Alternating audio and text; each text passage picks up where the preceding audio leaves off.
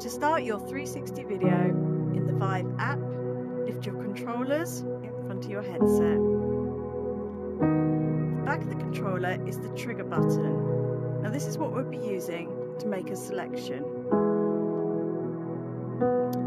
On the left controller is 3 horizontal lines. I'm going to select that for 3 seconds if you're not centre with the cinema screen.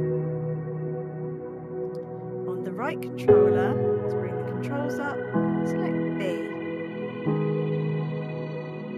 So browse, SD card, DCIM, Maritime, MP4.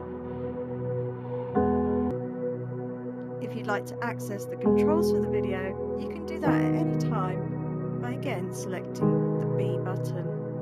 There you'll see the video control panel, including the volume buttons. Alternatively, you can also turn the volume up and down by selecting the thumb wheel and pushing it up or down.